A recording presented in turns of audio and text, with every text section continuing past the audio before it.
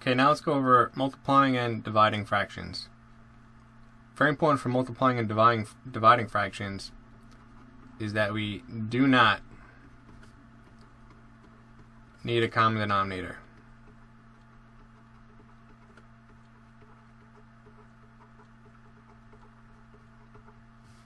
Okay, we do not need it. For adding and subtracting we need a common denominator, but not for multiplying and dividing. So let's look at an example. 2 over 3 times 1 over 5. If you remember from adding and subtracting, we kept the denominator and we just did the numerator. But for multiplying, we're actually going to do the top and the bottom, numerators and denominators. So we get 2 times 1 is 2, 3 times 5 is 15. That's it, just do it straight across. Okay, let's look at another example.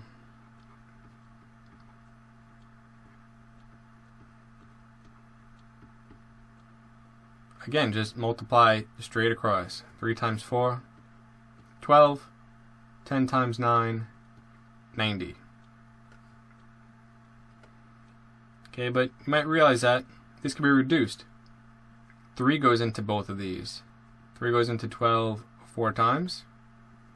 And 3 goes into 90 30 times. So we have 4 over 30.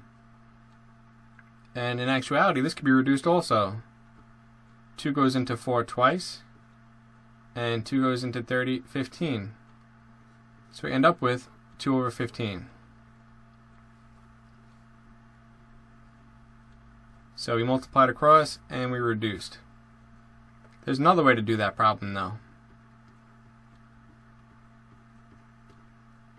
Instead of multiplying and reducing at the end, we could reduce right off the bat. What I mean by that is we could cross cancel. So 3/10 can't be reduced. And 4/9 can't be reduced, but 3 over 9 can be reduced. 3 goes into 3 once, and 3 goes into 9 3 times.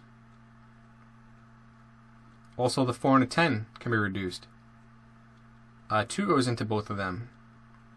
2 goes into 4 twice, and 2 goes into 10 5 times.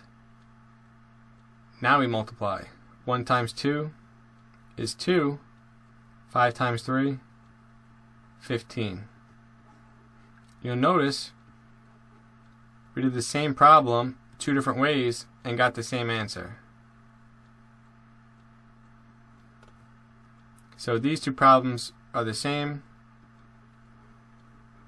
Here we multiplied straight across, then reduced. Here we cross-canceled first, and we didn't have to reduce because we did all of our reducing here. And we got this answer. So for multiplying, I would recommend cross-canceling first and then multiply straight across.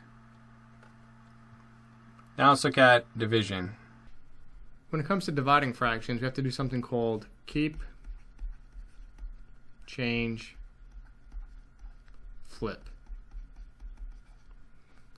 And after we do that, we just follow the rules for multiplying fractions. And follow the rules for multiplying fractions.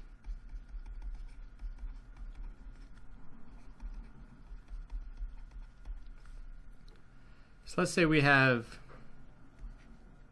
2/3 divided by 3/5.